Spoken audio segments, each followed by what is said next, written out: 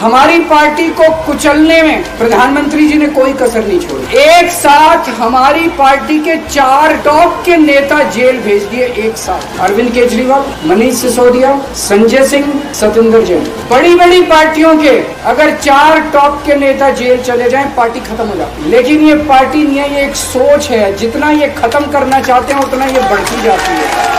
मोदी जी से जो भी मिलने जाता है सबसे पहले वो केजरीवाल की और आम आदमी पार्टी की 10 से 15 मिनट बात करते हैं। उनको कहते हैं कि आने वाले समय के अंदर आम आदमी पार्टी ही देश को भविष्य देने वाली है। इसीलिए वो चाहते हैं कि आज ही आम आदमी पार्टी को बढ़ने से रोका जाए, इनको कुचल दिया जाए।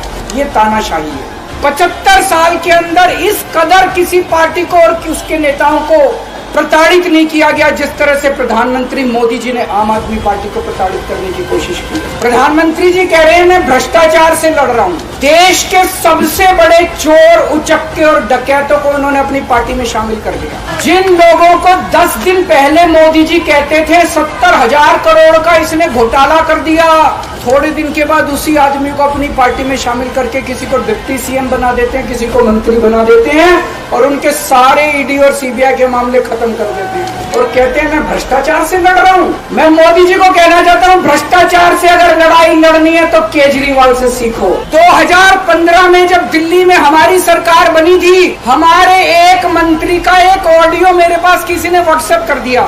उस ऑडियो में मेरा मंत्री किसी दुकान वाले से 5 लाख रुपए मांग रहा था। मैंने अपने खुद मंत्री को सीबीआई के हवाले कर दिया, जेल भेज दिया था अपने मंत्री। ये होती है भ्रष्टाचार के खिलाफ लड़ाई। केजरीवाल को क्यों गिरफ्तार किया? केजरीवाल को गिरफ्तार करके उन्होंने एक मैसेज दिया है सारे देश को कि अगर मैं केजरीवाल को गिरफ्तार कर सकता हूं तो किसी को भी गिरफ्तार कर सकता हूं। एक बेहद खतरनाक मिशन चालू किया हुआ है प्रधानमंत्री जी ने, बहुत ही खतरनाक। उस मिशन का नाम है वन नेशन वन लीडर। जितने विपक्ष के नेता हैं उनको जेल भेजेंगे और जितने बीजेपी के नेता हैं उनको सबको निपटा देंगे, उनकी राजनीति खत्म करते जाएंगे। अगर ये चुनाव जीत गए, मेरे से लिखवा लो एफिडेविट के ऊपर, थोड़े दिन के बाद ममता दीदी जेल में होंगी, तेजस्वी यादव जेल में होगा, स्टैलिन साहब जेल के अंदर होंगे, पिनरई विजयन जेल के अंदर होंगे, उद्धव ठाकरे जेल के अंदर होंगे, जितने विपक्ष के नेता ये सारे जेल के अंदर होंगे। अगर ये चुनाव जीत गए, इन्होंने बीजेपी का एक नेता नहीं छोड़ा।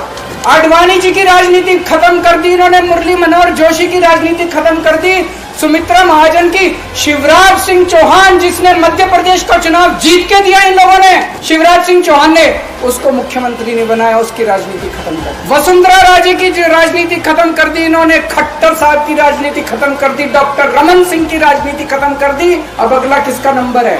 योगी आदित्यनाथ की राजनीति खत्म करेंगे, उनको भी निपटा देंगे। आज एक तानाशाह इस देश से जनतंत्र खत्म करना चाहता है। आज एक तानाशाह इस देश से लोकशाही खत्म करना चाहता है। मैं पूरे तन मन धन से लड़ रहा हूँ, संघर्ष कर रहा हूँ उस तानाशाह के खिलाफ। 140 करोड़ लोगों का साथ चाहता हूँ। 140 करोड़ लोगों से भीख मांगने के रहा हूँ, मेरे देश को बचा लो, मेरे भारतवर्ष को बचा लो, मेरा भारत बहुत। मैं एक दिन में 24 में से 36 घंटे काम करूंगा, पूरे देश भर में घूमूंगा इस तानाशाही को रोकने के लिए। दोस्तों, जितनी मेरे अंदर ताकत है, मेरा सब कुछ कुर्बान है देश के लिए। मेरा तन मन धन सब कुछ कुर्बान है मेरे देश के लिए। मेरे खून का एक एक कतरा मेरे देश के लिए, मेरे शरीर का एक एक कतरा, मेरी जिंदगी का एक एक पल मेरे देश के लिए। मेरे देश को बचाने के लिए मैं पूरे देश में जाऊंगा। दोस्तों, मेरा अपना आकलन है कि 4 जून के बाद इनकी सरकार नहीं बन रही, मोदी सरकार नहीं बन रही है। केंद्र में इंडिया गठबंधन की सरकार बन रही है। आम आदमी पार्टी उस सरकार का हिस्सा होगी। दिल्ली को पूर्ण राज्य दिलाएंगे। दिल्ली का एलजी लोगों का एलजी होगा, दिल्ली का एलजी दिल्ली वालों का एलजी होगा। गुजरात से आया हुआ है अभी। दोस्तों, केजरीवाल को कभी किसी पद का लालच नहीं हुआ। मैं यहाँ मंत्री, मुख्यमंत्री, प्रधानमंत्री ये सब बनने नहीं आया। आज मैं अगर दिल्ली की जेल के अंदर रह के दिल्ली की जेल से इस्तीफा नहीं दे रहा, वो इस तानाशाही के खिलाफ संघर्ष कर रहा हूँ, इसको समझ लेना।